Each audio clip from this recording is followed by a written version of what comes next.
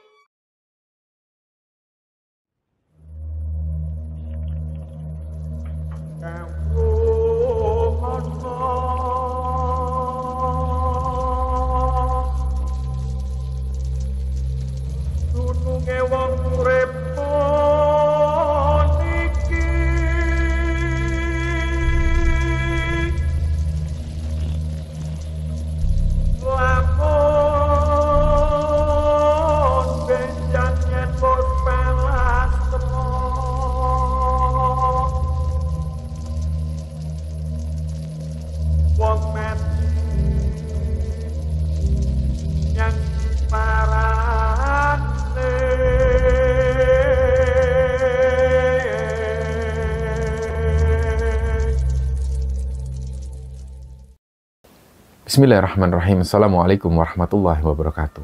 Sobat Gembala Sunyi dimanapun teman-teman berada. Pada kesempatan kali ini kami akan membagikan cerita ini dibagikan oleh Sobat Gembala yang bernama Didit yang asalnya dari Banten. Sebelum kita masuk ke ceritanya, untuk teman-teman yang nonton tayangan ini dan belum subscribe, jangan lupa untuk subscribe lebih dulu agar channel Gembala Sunyi ini lebih berkembang lagi dan kami lebih bersemangat lagi dalam membuat konten-konten terbaru di Gembala Sunyi. Dan untuk teman-teman yang telah mendukung kami sejauh ini, kami mengucapkan terima kasih banyak. Semoga amal kebaikan teman-teman dibalas kebaikan berlipat oleh Allah Subhanahu wa Ta'ala.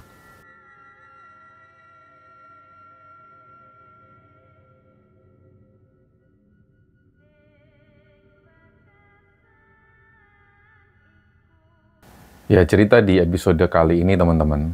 Cerita ini dibagikan oleh Sobat Kembara yang bernama Mas Didit. Mas Didit ini lahir dan besar di Sukoharjo, masuk di Karisedanan Surakarta. Dan kemudian, singkat cerita, Mas Didit ini ketika kuliah, dia kuliah di Solo, dan ketika dia lulus itu di tahun 2011. Nah, sekedar catatan bahwa pada saat Mas Didit membagikan ceritanya ini, usia beliau ini 36 tahun, dan pada saat ini, Mas Didit sudah dikaruniai seorang anak perempuan, dan dia sekarang bersama keluarganya ini tinggal di daerah Tangerang, Banten.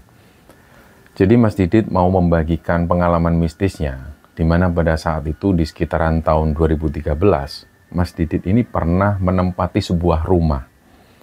Rumah ini sudah lama sekali terbengkalai dan rencananya di sekitar rumah itu nanti akan dijadikan proyek perumahan. Nah, jadi gimana ceritanya? Kita kembali ke tahun 2011, pada saat itu Mas Didit ini baru lulus kuliah. Dia sudah punya rencana, dia ingin hijrah ke Jakarta, dia ingin cari kerja di sana. Singkatnya, begitu dia lulus kuliah, dia langsung berangkat ke Jakarta dan langsung melamar pekerjaan. Singkatnya, waktu itu dia diterima di sebuah perusahaan. Jadi perusahaan ini menangani produksi arus kuat, semacam itulah. Tapi ini nggak berjalan lama. Sekitar tahun 2013, Mas Didit memutuskan untuk resign dari perusahaannya itu, dan dia sempat nganggur. Dia sempat nganggur sekitar 1,5 bulanan.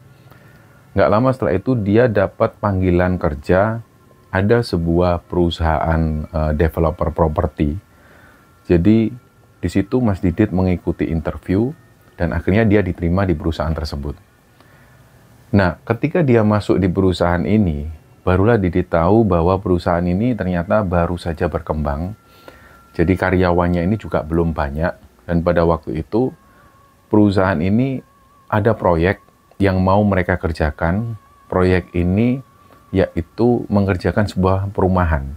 Nah, perumahan ini ada di daerah Subang, Jawa Barat. Nah, yang ditugaskan untuk menuju ke area sana ini adalah Mas Didit. Dia sudah tahu gambarannya, di situ ditunjukkan peta dan juga area lokasinya.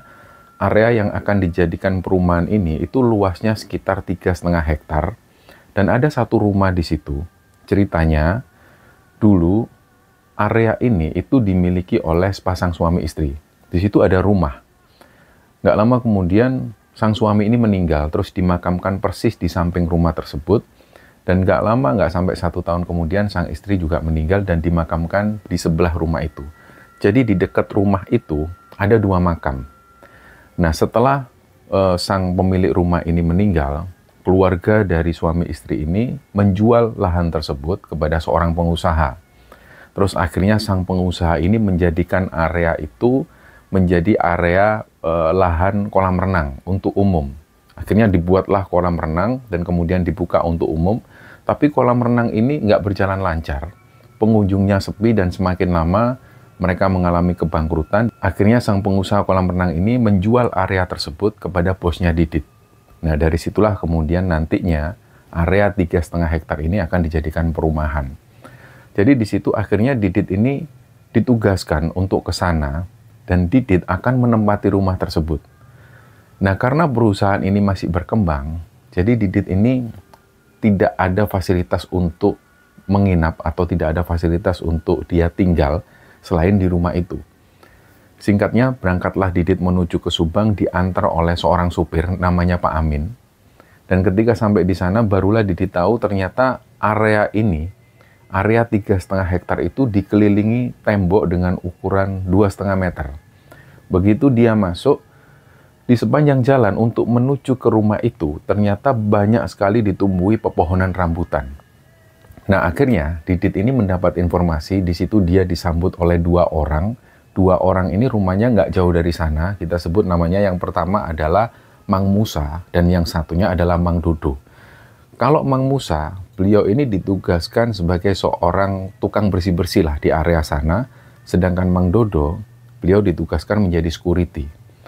Tapi nantinya, Mang Dodo dan Mang Musa ini hanya bertugas ketika jam kerja. Jadi mereka datang di jam 8 pagi dan pulang itu sekitar jam 5 sore.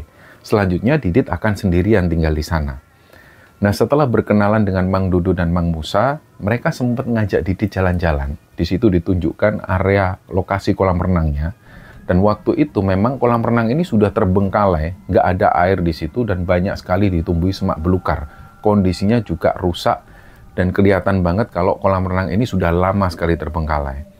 Akhirnya Didit diajak berjalan menuju ke rumah dan Mang Musa di sini menjelaskan, Mas Didit, ini rumahnya sudah saya bersihkan kok. Mari dilihat-lihat dulu, nanti Mas Didit milih aja, Mas Didit mau tidur di mana. Karena di sini ada 2 kamar. Tapi untuk kamar yang besar dan ada kamar mandinya, itu ada di kamar utama yang ada di belakang, Mas. Ayo lihat dulu. Nah, masuklah Didit di situ. Ketika pertama kali memasuki rumah ini, itu langsung tercium aroma-aroma semacam kalau rumah yang sudah lama nggak ditempati, ada aroma lembab, ada aroma debu, pokoknya semacam itu. Dan Didit ini sudah merasa merinding sebenarnya. Tapi karena dia tahu bahwa ini adalah tugasnya, jadi dia nggak bisa komplain. Akhirnya di situ, Mang Musa ini mengantar Didit langsung menuju ke kamar utama.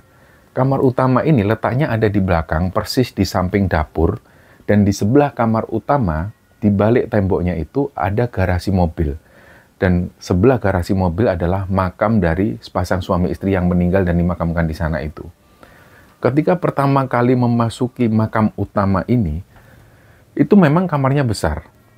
Dan ada 1 kamar mandi letaknya ada di pojok, tapi yang membuat Didit ini ngelihat itu ada yang aneh adalah, jadi dipan yang ada di kamar itu dipannya dibuat permanen. Dipan yang terbuat dari cor, sehingga ketika Didit pertama kali masuk ke kamar ini, dia itu kayak ngelihat sebuah kuburan Cina ada di dalam.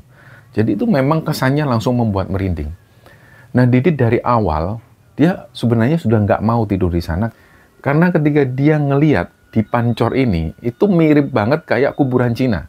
Terus Didit coba masuk ke kamar mandinya. Nah, kamar mandi ini begitu membuka pintu kamar mandi, itu banyak sekali kaca-kaca atau cermin yang ada di dinding. Jadi ketika ada orang yang masuk ke toilet ini, itu bisa langsung ngelihat dirinya sendiri, dan di samping itu akan mantul juga. Jadi kelihatan aneh banget menurut Didit. Jadi ketika orang masuk di toilet itu, ini kayak masuk rumah cermin. Nah, menurut Didit, ini memang rumah ini aneh banget. Jadi dia sudah ada rencana, kalau dia tinggal di sana, dia nggak akan tinggal di kamar utama itu. Akhirnya Didit pun keluar, dia diajak masuk ke kamar satunya. Nah, di kamar satunya ini letaknya ada di depan. Terus kalau kamar yang di depan ini, itu ukurannya agak kecil memang. Tapi menurut Didit, kamar inilah yang dirasa nyaman. Nah, malam itu karena Pak Amin ini sudah kemalaman, jadi Pak Amin, sopirnya Didit itu rencana akan menginap di situ. Tentu Didit senang karena malam itu dia akan ada temannya. Nah, singkatnya sekitar jam 6 maghrib, Mang Musa dan Mang Dodo ini pamit pulang. Rumah beliau itu ada di perkampungan nggak jauh dari sana. Dan ketika mereka pulang, Didit dan Pak Amin ini ngobrol sebentar. Di situ Pak Amin ini juga bilang bahwa di area sini itu banyak sekali ditumbuhi pohon-pohon rambutan. Dan nggak hanya itu, pokoknya pohonnya ini tua-tua semua. Jadi inilah yang membuat suasana di sekitar sana itu agak rimbun. Nah, Didit sudah dapat informasi dari bosnya sebelumnya bahwa area ini akan digarap ketika nanti ada uang yang masuk dari klien itu sekitar 30%-an lah. Kalau sudah ada uang masuk, akhirnya lahan ini akan digarap. Nah, selama itu, selama belum mencapai 30%, Didit akan tinggal di sana sambil mengawasi area tersebut. Jadi malam pertama ketika Didit dan Pak Amin ini tinggal di situ, ini suasananya sudah nggak enak banget. Akhirnya dari situ Didit ngajak ke Pak Amin, Pak Amin, gimana kalau kita tidur aja, Pak? Ya udahlah Mas, tidur aja Mas. Nah, waktu itu Didit ini dia sudah pengen tidur di kamar depan, kamar yang kecil itu. Tapi Pak Amin ini bilang, Mas, gimana kalau tidur di kamar yang ada kamar mandinya aja Mas? Karena kalau malam itu saya sering kebelet, biar kencingnya itu enak. Oh ya sudah, nggak apa-apa Pak Amin. Pikirnya Didit waktu itu, ya sudahlah, toh juga ada temennya, ada Pak Amin. Akhirnya mereka berdua ini masuk ke kamar utama. Tapi di situ Didit ini menggelar kasurnya itu nggak di sebelah dipancor tadi. Atau nggak juga di atas dipancor. Didit ini memilih agak di pojok menjauh dari dipancor itu. Karena seperti yang dijelaskan di awal, setiap kali Didit ngelihat dipancor itu benar-benar kayak kuburan Cina. Jadi ketika Didit menggelar kasur tersebut, dia langsung tidurnya itu menghadap ke tembok. Dan Pak Amin ini juga menghadap ke arah tembok. Awalnya di situ nggak ada kejadian apapun. Sampai kira-kira sekitar jam 10 malam, tiba-tiba hujan turun. Nggak lama hujan ini jadi deres, dan nggak lama kemudian listrik mati. Nah, dari situ sebenarnya Pak Amin ini sudah was-was. Dia sempat membangunkan Didit, Mas, lampu mati Mas. Oh iya Pak, sudah tahu Pak. Pak Amin kenapa ngerasa nggak nyaman Pak? Kalau nggak nyaman, HP-ku tak nyalain aja, buat lampu supaya agak terang. Iya deh Mas, nggak apa-apa Mas. Akhirnya dinyalakanlah senter dari HP-nya Didit supaya suasana di sana itu agak terang. Dan nggak lama kemudian mereka coba untuk tidur lagi. Belum sampai setengah jam, tiba-tiba alarm mobilnya Pak Amin yang ada di luar itu bunyi sendiri. Dan, dan, dan, dan. Nah, Pak Amin waktu itu sudah mencet kuncinya, sudah mencet remote-nya dari kejauhan, tapi mobilnya ini nggak mati-mati. Akhirnya Pak Amin pun keluar, dia langsung keluar sambil hujan-hujan, dia langsung mematikan secara manual. Dan setelah itu, Pak Amin masuk lagi, Didit tanya, kenapa tadi Pak? Nggak tahu Mas, jarang-jarang ini mobil kayak gini. Mas kan tahu, di kantor kita itu sering banget ada truk-truk besar yang lewat. Dan itu kan getarannya besar. Biasanya kalau mobil-mobil lain kena getaran seperti itu, dia akan bunyi. Tapi kalau mobil yang saya bawa ini, itu nggak pernah ngalamin ini. Kecuali kalau mobil ini ada yang paksa buka. Atau yang dipikiran Pak Amin, jangan-jangan ada yang niat mau mencuri mobil. Akhirnya setelah itu, setelah dipastikan aman, mereka pun masuk lagi ke dalam kamar, mereka melanjutkan tidur. Ini suasana masih hujan deras, dan listrik ini masih padam. Nah, belum sempat 5 menit mereka ini memejamkan mata, alarm mobil ini bunyi lagi, din, din, din. Dan sekali lagi ketika Pak Amin ini mematikan dari remote itu, ini mobil masih tetap nyala. Nah, disinilah Didit ikut keluar bersama Pak Amin, mereka memastikan bahwa di luar itu memang nggak ada orang. Akhirnya dimatikan lagi dengan manual oleh Pak Amin. Selanjutnya Pak Amin ini sudah kelihatan sekali kalau wajahnya itu kelihatan takut. Terus di situ Didit coba untuk menenangkan Pak Amin. Sudah Pak, ayo Pak ditinggal tidur aja Pak. Ya udahlah Mas, saya kok ngerasa ini ada yang ganjil ya Mas. Ya udah kalau gitu kita pindah di kamar depan aja Pak, kamar yang lebih kecil itu. Ya udah Mas, gitu aja Mas.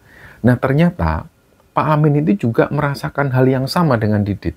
Ketika mereka berdua tidur di kamar utama itu yang ada di pancornya ini, itu mereka berdua, Pak Amin juga merasa ada yang nggak beres. Jadi kayak ada orang yang ngeliatin terus selama Pak Amin dan Didit ini tidur. Singkatnya mereka pun pindah di kamar yang lebih kecil dan sampai pagi hari mereka nggak lagi mengalami kejadian yang ganjil. Paginya sekitar jam 8 pagi ketika Mang Musa dan juga Mang Dodo ini datang, Pak Amin pamit pulang, dia harus kembali ke kantor dan akhirnya setelah Pak Amin ini kembali ke kantor, Didit ditemani oleh Mang Musa. Nah disinilah Mang Musa itu cerita-cerita bahwasannya memang rumah ini yang ditempati oleh Didit ini itu sudah lama terbengkalai. Dan yang diceritakan oleh Mang Musa ini juga sama seperti yang dia dapat dari bosnya, bahwa rumah ini dulunya dimiliki oleh sepasang suami istri dan kemudian mereka berdua meninggal dan dimakamkan di area sana. Terus dibeli oleh pengusaha dan dijadikan area kolam renang sampai akhirnya kolam renang ini sepi pengunjung dan dijual kepada bosnya Didit. Terus selain itu juga Mang Musa ini cerita, pokoknya kalau Mas Didit, saran saya kalau memang nggak kerasan tinggal di sini, cari aja kontrakan, nanti saya bantu cari, ada di dekat-dekat sini. Nah, Didit tahu bahwasanya kantor ini tidak memfasilitasi hal itu. Karena perusahaan mereka ini baru saja berkembang dan nggak ada fasilitas untuk itu. Jadi akhirnya Didit juga nggak menanggapi usulan dari Mang Musa. Didit cuma bilang, ya Mang Musa, makasih Mang. Kalau memang nanti ada apa-apa, saya hubungi Mang Musa aja. Iya, nggak apa-apa. Kapan-kapan main ke rumah saya, supaya kalau ada apa-apa, Mas Didit bisa langsung ke rumah saya. Ya Mang, makasih Mang. Nah, hari kedua, malam itu, setelah Mang Musa dan Mang Dodo ini pulang, Didit sendirian, benar-benar sendirian di area itu.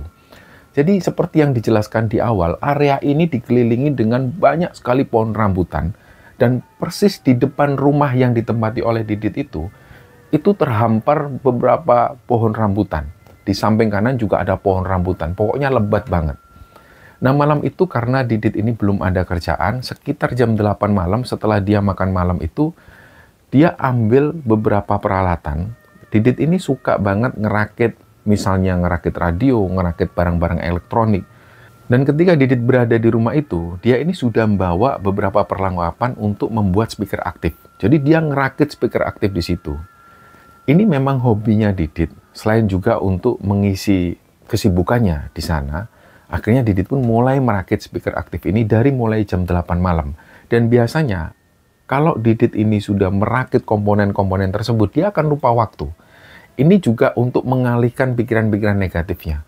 Jadi dia memilih lokasi, yaitu di teras rumah, yang langsung bisa memandang ke arah pohon-pohon rambutan. Nah, suasana waktu itu gelap banget dan suasana ini hening sekali. Didit itu langsung hanyut kepada pekerjaannya ini.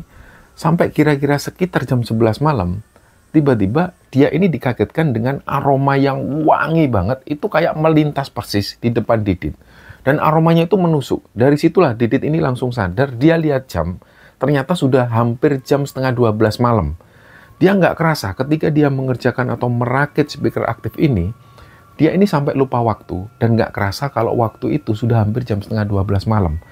Tapi aroma ini benar-benar mengganggu. Sampai pada akhirnya Didit ini noleh kanan kiri, dia mencari kira-kira ada apa. Apa yang membuat aroma seperti ini? Akhirnya dia menoleh ke arah pohon-pohon rambutan itu. Dia melihat ada yang aneh. Ada yang aneh yang bergerak di pohon-pohon rambutan itu. Awalnya Didit melihat kayak ada asap yang bergerak. Tapi mana mungkin kok asap bisa menimbulkan bau yang semacam ini, baunya wangi. Tapi lama-lama ketika dilihat oleh Didit, kayaknya ini bukan asap. Akhirnya dia pun mendekat ke arah pohon rambutan itu. Dia semakin mendekat dan semakin mendekat. Di sinilah Didit ngelihat. Ternyata yang tadi dilihat Didit yang awalnya dia kira ini asap, itu ternyata kaki. Jadi ada kaki yang mengayun-ayun di atas pohon rambutan ini. Dan ketika Didit itu ngelihat secara seksama, ini cuma kaki. 2 kaki yang diayun-ayun dan nggak ada tubuhnya. Dari situlah Didit ini nggak bisa bergerak sama sekali. Ada sekitar hampir 1 menitan lah. Didit ini sempat terdiam. Akhirnya dia kemudian lari masuk ke dalam rumah. Dia masuk ke dalam kamar dan kamar ini dikunci. Nah, kejadian malam kedua itu yang benar-benar membuat Didit ini merinding. Akhirnya malam itu dia putuskan untuk tidur di kamar yang agak kecil ukurannya yang berada di depan. Dia pasang headset, dia tutup selimut. Headset itu dia kencengin volumenya. Pagi harinya dia sempat cerita ke Mang Musa. Mang, semalam saya itu ditakutin, Mang. Ditakutin apa, Mas? Pertama itu ada aroma wangi. Terus aku ngelihat ada kaki yang ngayun-ngayun di pohon rambutan itu. Nah, Mang Musa ini sebenarnya juga penakut orangnya. Dia jelaskan ke Mas Didit, Mas Didit, kan saya sudah bilang kalau Mas Didit nggak nyaman, lebih baik cari kontrakan aja. Ini cuma sekedar informasi, tapi Mas Didit nggak perlu takut ya. Memang yang dulu pernah tinggal di rumah ini, yang pasang suami istri itu, mereka berdua itu juga sering diganggu ketika tinggal di sini.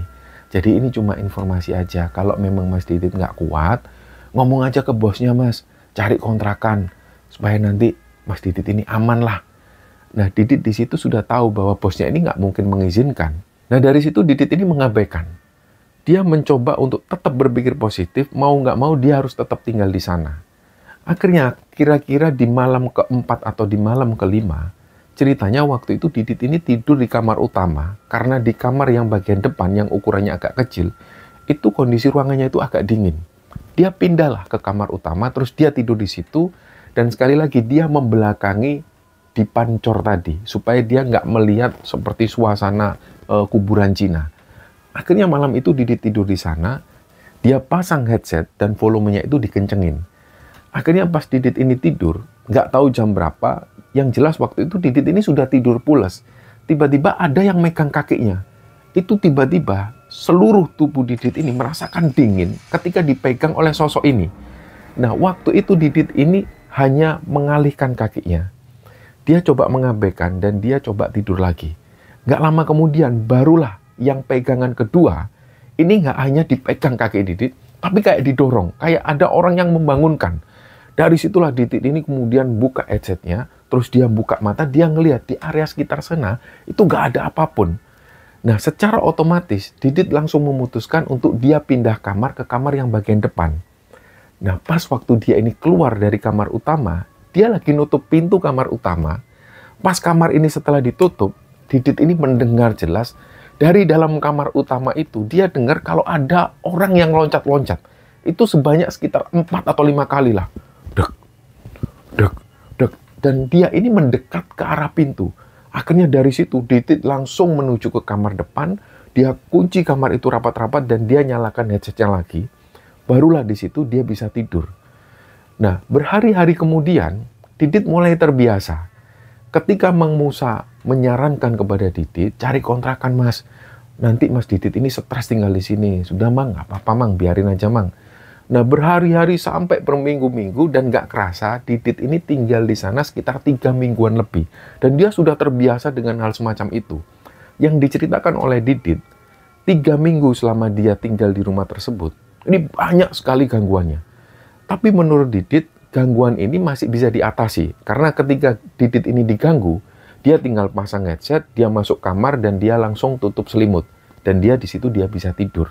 Tapi gangguan ini terjadi sampai 3 minggu. Umumnya, gangguan ini terjadi di bagian dapur. Jadi benar-benar kayak ada orang yang mukul-mukul panci. Dang, dang, dang, dang, dang, dang. Dan ini nggak masuk akal. Nggak mungkin ini binatang. Dan Didit tahu itu bahwa ini bukan binatang. Nah, sampai pada akhirnya, sekitar 3 bulan Didit tinggal di sana, barulah dia dapat kabar dari kantor bahwa nantinya ada 5 orang pekerja yang menuju ke sana. Dan karena lahan ini akan segera diproses, pihak kantor ini menginginkan Didit supaya segera mencari rumah atau rumah kontrakan, karena nantinya saluran air ini akan terputus. Nah, waktu itu Didit ini sudah mencari kontrakan. Dengan bantuan Mang Musa juga mencari kontrakan untuk Didit. Tapi di saat yang bersamaan, 5 orang pekerja ini datang, dan alat-alat berat ini juga didatangkan. Nah, waktu itu Didit ngomong ke 5 orang pekerja ini, bapak-bapak ini rencananya mau tinggal di mana selama proyek pengerjaan ini. Ini rencananya kami mau cari kontrakan Mas. Kalau mau, bapak-bapak bisa tinggal di rumah ini. Di belakang itu ada kamar cukup besar, cukuplah untuk tidur 5 orang. Nah, di situ mereka ini senang banget ketika mendengar kabar dari Didit. Yang jelas dari situ mereka nggak mengeluarkan uang untuk sewa kontrakan. Akhirnya mereka pun diajak Didit masuk ke rumah tersebut dan ditunjukkan kamar utamanya. Secara langsung mereka mengiyakan. Nah, singkatnya barang-barang mereka itu diletakkan di kamar utama dan mereka pun bekerja. Sekitar jam 5 sore ketika mereka istirahat, mereka makan bareng bersama Didit dan setelahnya malam itu sekitar jam 8, mereka mulai masuk kamar utama 5 orang ini. Sedangkan Didit menuju ke kamar depan. Waktu itu Didit nggak tahu apa yang terjadi dengan mereka, karena malam itu Didit ini kunci pintu kamar, dia pakai headset dan dia pakai selimut. Dia pun tidur pules sampai pagi harinya. Nah, pagi itu ketika Didit menuju ke kamar utama untuk membangunkan para pekerja ini, di dalam kamar utama itu orang-orang, 5 orang ini sudah nggak ada lagi di situ. Barang-barang mereka pun sudah nggak ada. Nah, Didit sempat kaget, ini kemana orang-orang padahal masih pagi. Akhirnya dicarilah keluar, dikiranya mungkin mereka ini langsung bekerja. Ternyata mereka belum bekerja, karena pekerjaan ini akan dimulai sekitar jam 8 pagi. Waktu itu masih sekitar jam 6:30, tapi orang-orang ini sudah nggak ada. Barulah sekitar jam 8 pagi, 5 orang ini pun datang. Mereka itu senyum-senyum ke Didit. Nah, Didit langsung tanya, loh bapak-bapak ini dari mana? Kenapa kok barang-barangnya sudah dikemas-kemas semua? Nah, dari mereka ini bilang, anu mas, kami cari kontrakan. Nggak enak tinggal di sini, nanti ngerepoti mas Didit. Nah, di situ Didit sudah mengira bahwa ini pasti ada sesuatu. Tapi mereka mungkin nggak mau ngomong ke Didit. Akhirnya siang itu, pas istirahat makan siang, Didit tanya lagi ke salah satu perwakilan pekerja di sana. Didit tanya kepada salah satu orang, Pak, ini tadi gimana ceritanya? Kok tiba-tiba bapak-bapak ini langsung mendadak sekali memutuskan untuk sewa kontrakan rumah? Nah, si bapak-bapak ini langsung bilang ke Didit, anu mas, sebenarnya kami itu diganggu mas. Nah, ceritalah si bapak-bapak ini. Ceritanya malam itu ketika 5 orang pekerja ini tidur di kamar utama, waktu itu mereka sebenarnya sudah tidur. Itu sekitar jam 9 malam. Mereka sudah tidur. Dan salah satu dari mereka, ada pemuda yang usianya sekitar 25 tahun, pekerja di sana juga. Dia inilah yang kebangun karena dia mendengar ada suara semacam perempuan. Dia kebangun, dia ngelihat ke arah luar, ternyata pintu ini, pintu kamar utama ini, itu terbuka dengan sendirinya. Ditambah lagi, bersamaan dengan itu, dia mendengar suara perempuan tadi. Nah, si pemuda ini karena takut, dia bangunkanlah orang yang ada di sekitarnya, dan otomatis 5 orang ini itu bangun semua dan ngelihat ke arah pintu itu. Nah, anehnya 5 orang pekerja ini ngelihat hal yang sama. Jadi di situ mereka ngelihat ada sosok perempuan yang wajahnya itu tertutup rambut semua. Si perempuan ini berdiri persis di kamar utama sambil dia itu kayak mendengung seperti itu. Akhirnya 5 orang ini langsung lari keluar. Gak lama setelah itu, sekitar jam 5:30 pagi ketika matahari ini sudah terbit, mereka kemasi barang-barang mereka dan langsung mereka menuju ke perkampungan. Mereka cari kontrakan di sana. Jadi disitulah akhirnya yang diceritakan ke Didit, barulah Didit tahu ternyata mereka ini diganggu. Dan itu tanpa sepengetahuan Didit. Akhirnya Didit pun nggak bisa memaksa. Nah, di satu sisi lain, Mang Musa ini sudah mengabarkan ada rumah kontrakan yang masih kosong. Nah, rencananya memang Didit mau ngontrak ke sana. Tapi karena ada beberapa pekerjaan yang harus segera diselesaikan Didit di situ, Didit ini menunda. Kira-kira besok pagilah dia akan ke sana.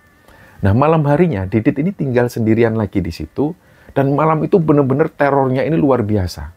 Jadi perlu diketahui, sebelum-sebelumnya Didit ini sering kali mendengar, di area kolam renang yang terbengkalai itu, dia sering mendengar. Waktu itu pada suatu malam, sekitar jam 2 dini hari, Didit ini kebangun, kebetulan playlist yang ada di HP-nya Didit ini sudah keputar semua. Dan akhirnya musik ini pun mati, dan secara otomatis dia bisa mendengar suara-suara yang ada di luar.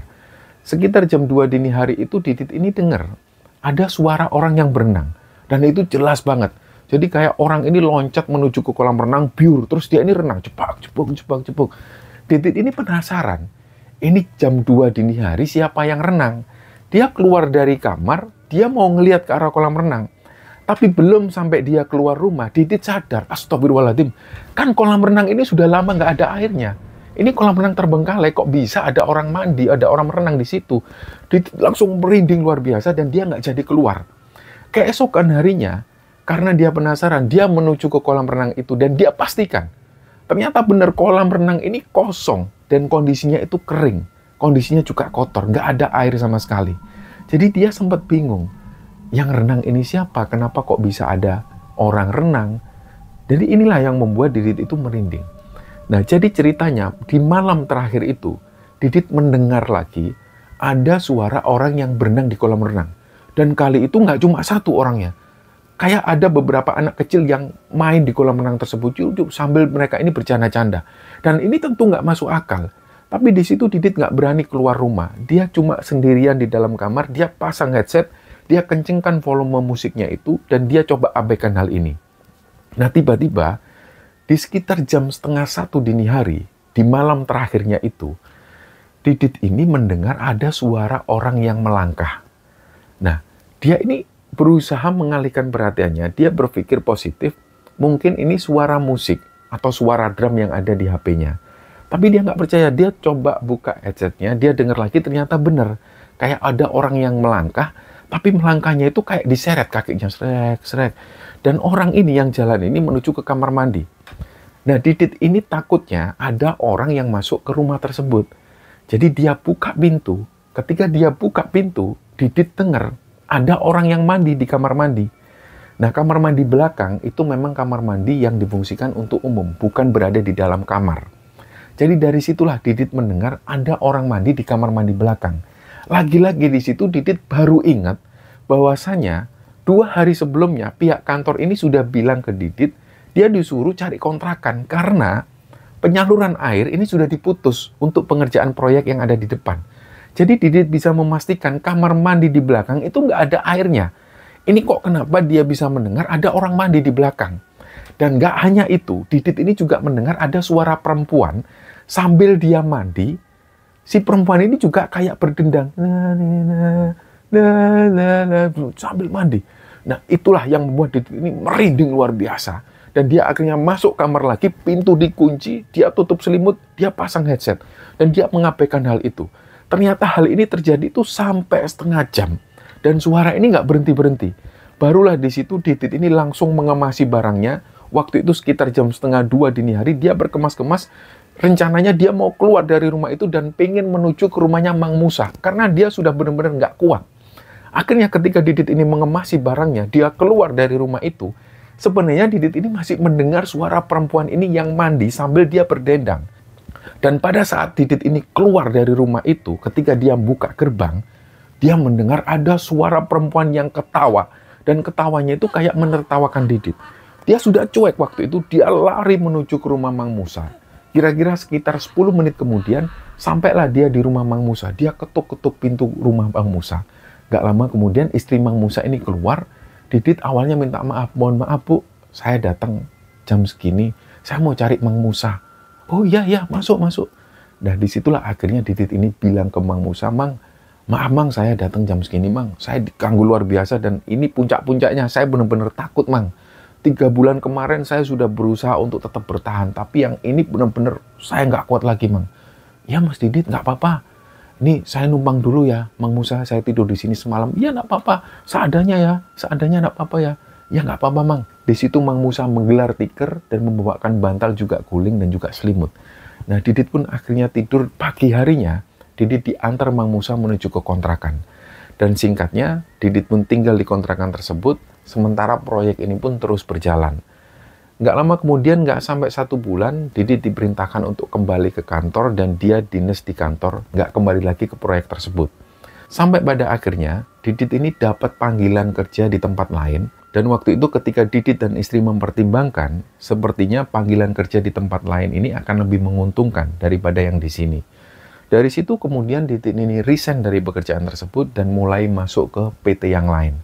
Dan sampai cerita ini diturunkan, menurut Didit, proyek tersebut ini masih ada, dan areanya itu masih ada di sekitar sana. Tapi Didit sendiri nggak tahu apakah proyek perumahan ini tetap dilanjutkan atau enggak. Dan dari sinilah cerita Didit dibagikan di Kembaran Sunyi, dan semoga kisah ini bisa kita ambil hikmah dan bisa kita ambil pelajaran di dalamnya. Mohon maaf jika ada salah-salah kata. Wassalamualaikum warahmatullahi wabarakatuh.